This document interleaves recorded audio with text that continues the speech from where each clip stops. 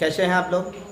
अभी तक आपने देखा है वीडियो, त्रिभुज किसे कहते हैं, रेखा, कोण, उसके बाद त्रिभुज किसे कहते हैं, 3 सरल रेखाओं से बनी आकृति को, बंद आकृति को त्रिभुज कहते हैं। अब 4 सरल रेखाओं से बनी आकृति, 4 सरल से रेखाओं से बनी आकृति जो बंद होती है उसे चतुर्भुज कहते हैं। 4 सरल रेखाओं से बनी आकृति, बंद आकृति को चतुर्भुज कहते हैं। क्या इसे चतुर्भुज बोलेंगे? नहीं। क्यों नहीं बोलेंगे? तो यहाँ पर ये चतुर्भुज तो है, 4 सरल रेखाएं तो दिख रही है, लेकिन ये बंद आकृति नहीं है, इसलिए ये चतुर्भुज नहीं है। ठीक है, तो 4 सरल रेखाओं से बनी बंद आकृति को चतुर्भुज कहते हैं। ठीक है, चतुर्भुज में 4 शीर्ष होते हैं, 4 रेखाएं होती है तथा 4 कोण होते हैं। 4 शीर्ष A B C D, ये 4 शीर्ष हो गए। 4 रेखाएं AB BC CD और AD, ये 4 रेखाएं हो गई। 4 कोण होते हैं, कोण A, कोण B, कोण C और कोण D, ये 4 कोण हो गए। इसमें 4 कोण होते हैं और चारों कोणों का योग, इन चारों कोणों का योग 360 डिग्री होता है, 360 डिग्री होता है। ठीक है, कोई दिक्कत किसी को? 360 डिग्री, 360 डिग्री या 2 पाई रेडियन होता है। ये आप बिल्कुल ध्यान रखेंगे, क्योंकि अभी जो 10th में पूछ रहा है सवाल, उसमें 50% ऑब्जेक्टिव जो सवाल क्वेश्चन है, ये इसी तरह के क्वेश्चन पूछेंगे। ठीक है, कि चतुर्भुज के चारों कोणों का योग कितना होता है, तो आप बता देंगे 360 डिग्री, 360 डिग्री या 2 पाई रेडियन होता है। ठीक है, आगे देखते हैं सम्मुख भुजाएं। अब सम्मुख भुजा किसे कहते हैं? Opposite sides. अपोजिट साइड्स, वैसी 2 भुजाएं जो एक दूसरे को प्रतिच्छेद नहीं करती, वे सम्मुख भुजाएं कहलाती है। AB के लिए CD सम्मुख भुजा है, BC के लिए AD ये सम्मुख भुजा है। ठीक है, तो सम्मुख भुजाएं अपोजिट साइड्स। ठीक है, इसके बाद क्रमागत भुजाएं। क्रमागत भुजाएं का मतलब होता है क्रम से आने वाली भुजाएं।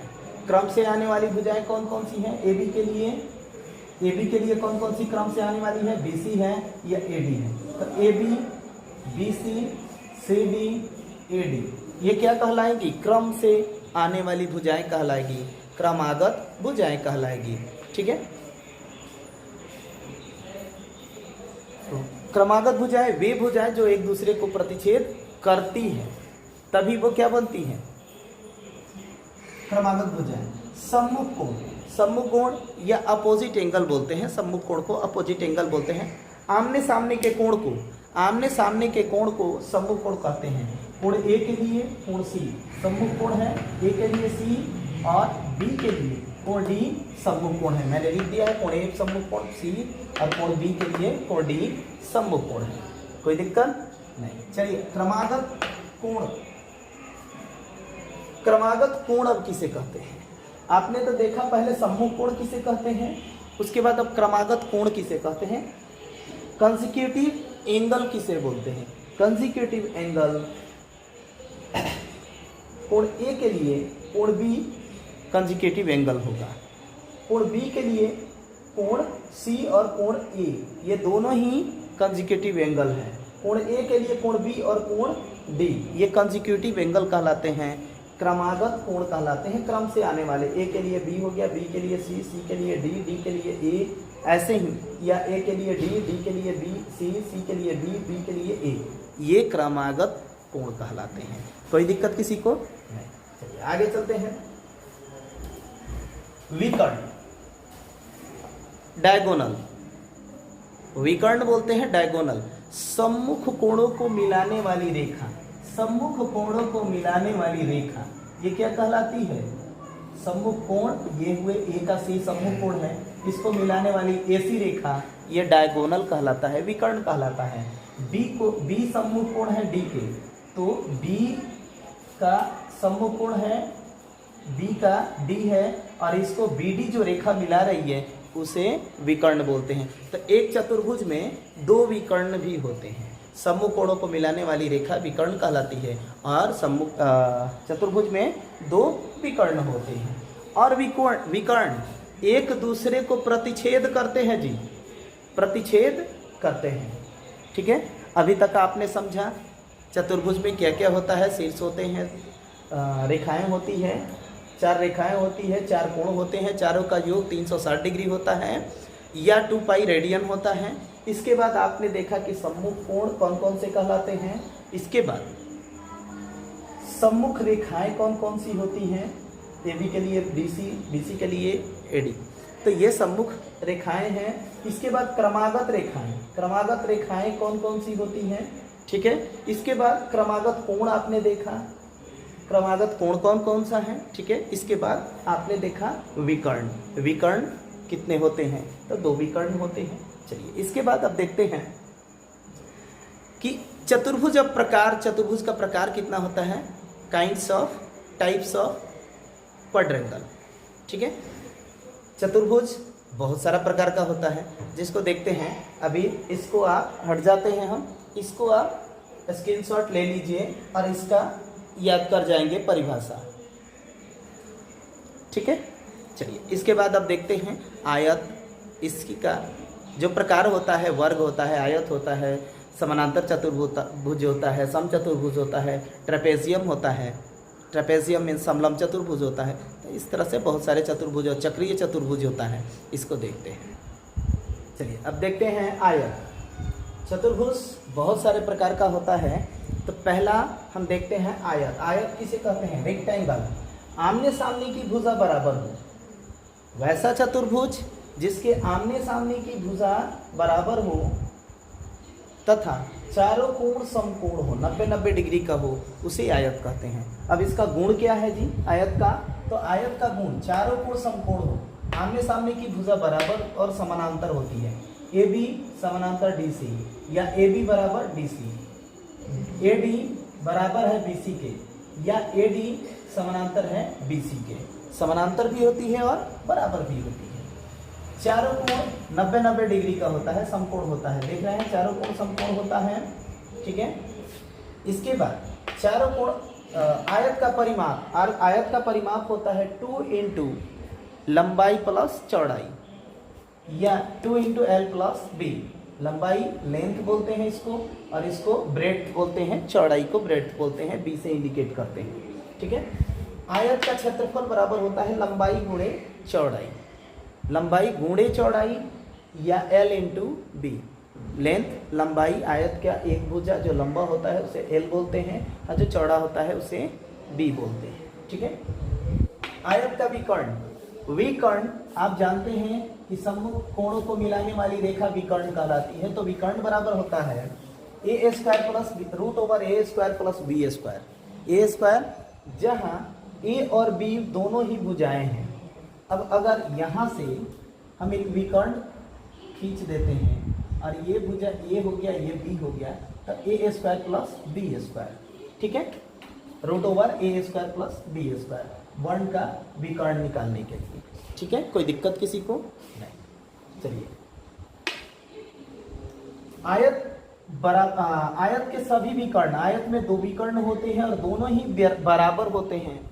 ये विकर्ण एक AC हो गया और एक DB हो गया।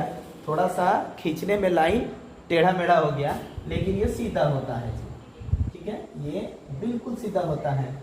ठीक है, और एक दूसरे को समद्विभाजित करता है। समद्विभाग का मतलब होता है कि सम मीन्स बराबर और द्वि मीन्स 2 और भाग मीन्स भाग। सम द्विभाग यानी कि बराबर 2 भागों में बराबर बांटना। ठीक है, चलिए अब ये समझ गए आप इससे रिलेटेड तथ्य। अब देखते हैं वर्ग, स्क्वायर, वर्ग स्क्वायर देखते हैं। एक ऐसा चतुर्भुज जिसकी चारों भुजाएं बराबर तथा समानांतर हो और चारों कोण समकोण हो। इसका भी चारों कोण 90-90 डिग्री का होता है, 90 डिग्री, 90 डिग्री, 90 डिग्री और 90 डिग्री।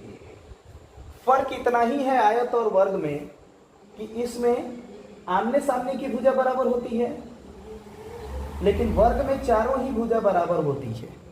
ठीक है, यही फर्क होता है। अब इसका गुण देखते हैं, प्रॉपर्टी देखते हैं। चारों भुजाएं बराबर होती है इसका, चारों कोण समकोण होता है, 90-90 डिग्री का होता है। वर्ग का विकर्ण बराबर होते हैं, वर्ग के जो भी विकर्ण होते हैं दोनों ये बराबर भी होते हैं और एक दूसरे को समद्विभाग भी करते हैं, ठीक है। वर्ग का परिमाप बराबर 4 गुणे भुजा। वर्ग का परिमाप जब भी निकालेंगे हम तो क्या होता है 4 इंटू साइड, 4 गुणे भुजा होता है। या वर्ग का क्षेत्रफल बराबर होता है भुजा स्क्वायर। भुजा स्क्वायर एक भुजा का स्क्वायर वर्ग का क्षेत्रफल होता है, जिसे साइड स्क्वायर बोलते हैं। या अगर साइड ए है, भुजा ए है तो ए का स्क्वायर होता है। वर्ग का विकर्ण होता है √2 into side, √2 into side, √2 into भुजा। वर्ग का क्षेत्रफल यदि विकर्ण दिया हो, भुजा नहीं दिया हो तो कैसे निकालेंगे? वर्ग का विकर्ण दिया हो तो उसका क्षेत्रफल निकालते हैं, विकर्ण का स्क्वायर बट्टा 2 कर देते हैं, हमारा क्षेत्रफल आ जाता है।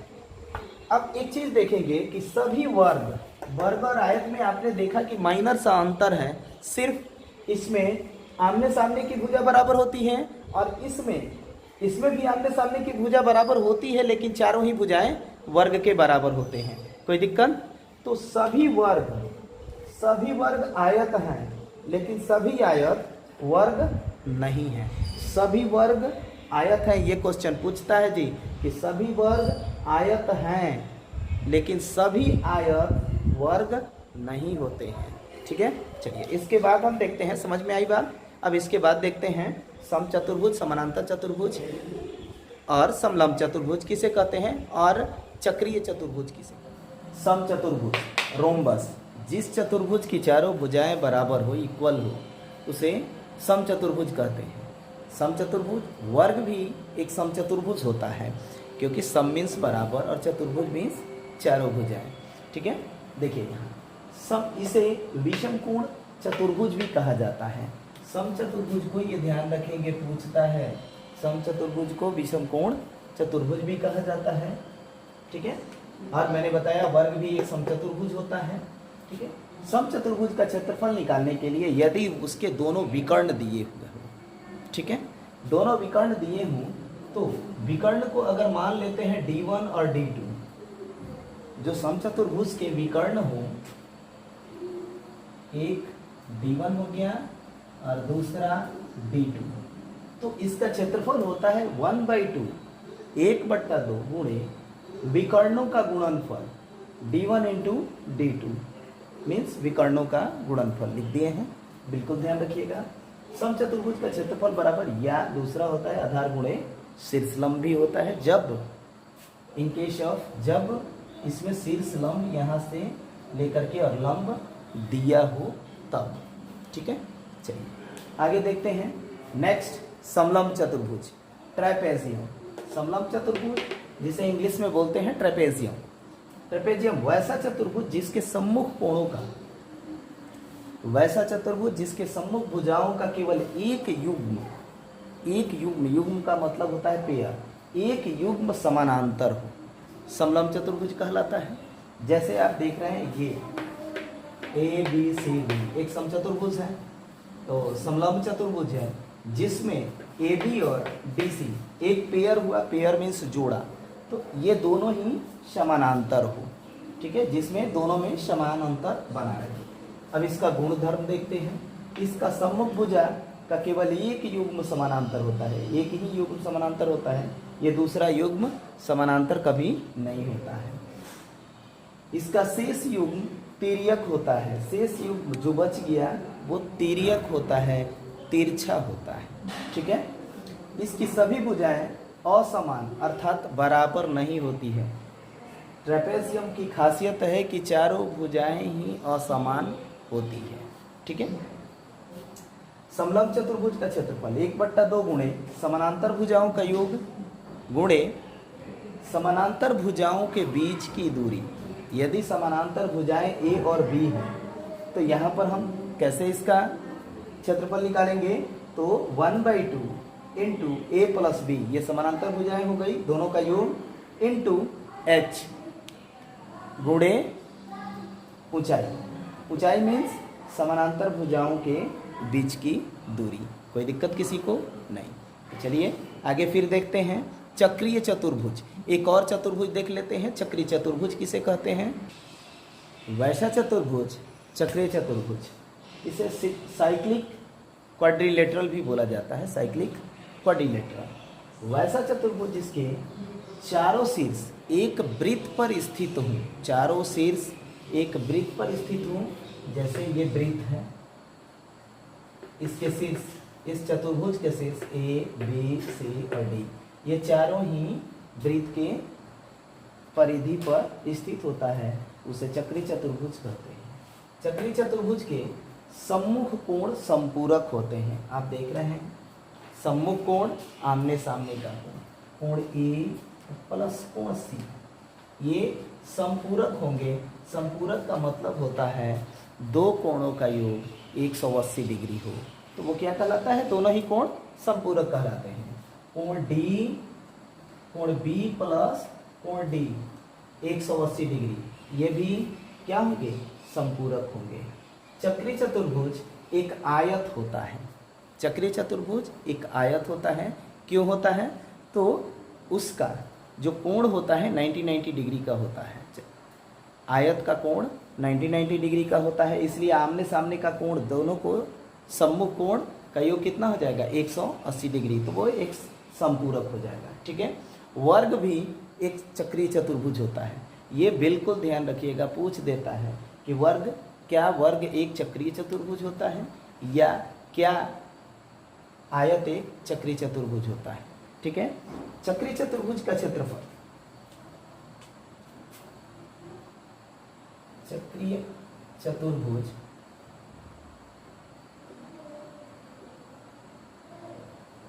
का क्षेत्रफल बराबर होता है √/(s - a) इंटू (s - b) इंटू (s - c) इंटू (s - d). ये चक्रीय चतुर्भुज का क्षेत्रफल होता है where s = a + b + c + d / 2। ये अर्ध परिमित होता है। अर्ध, ये इसका परिधि का अर्ध परिमाप होता है। a + b + c + d / 2, semi perimeter बोला जाता है इसे। ठीक है। चक्रीय चतुर्भुज का क्षेत्रफल निकलता है, इस सूत्र को बोलते हैं ब्रह्मगुप्त सूत्र। ब्रह्मगुप्त सूत्र आपने 9th क्लास में पढ़ा होगा। ब्रह्मगुप्त सूत्र ये आपने पढ़ा होगा हीरोन्स फार्मूला। हीरोन्स फार्मूला, तो हीरोन्स फार्मूला भी इसी ब्रह्मगुप्त सूत्र का एक भाग होता है। ठीक है। इसी का एक स्थिति होता है, क्योंकि त्रिभुज भी एक चक्रीय चतुर्भुज होता है, क्योंकि उसके तीनों शीर्षों से एक वृत्त खींचा जा सकता है। त्रिभुज एक क्या होता है? चक्रीय चतुर्भुज होता है। ठीक है। इसमें भी यदि एक भुजा को या एक कोण को यदि 0 कर दिया जाए तो क्या होगा? इसका ये त्रिभुज बन जाएगा, और त्रिभुज मीन्स इसके वृत्त के तीनों शीर्षों से एक वृत्त खींचा जाता है। ठीक है। तो इसे ब्रह्मगुप्त सूत्र भी बोला जाता है, आप ध्यान रखेंगे। ठीक है। क्षेत्रफल होता है √/(s - a) into (s - b) into (s - c) into (s - d). a b c d क्या है? तो इस चक्रीय चतुर्भुज के चारों भुजाएं हैं, और s क्या है? अर्ध परिमाप है इस वृत्त का। ठीक है। आप बिल्कुल समझ गए होंगे। तो चलिए, आप समझ गए हैं तो दूसरों को भी शेयर कीजिए, और हमारे चैनल को अभी तक आपने सब्सक्राइब नहीं किया है तो बिल्कुल सब्सक्राइब कर लें। ठीक है। चलिए नेक्स्ट आगे मिलते हैं फिर अगली वीडियो में। तब तक के लिए बाय बाय।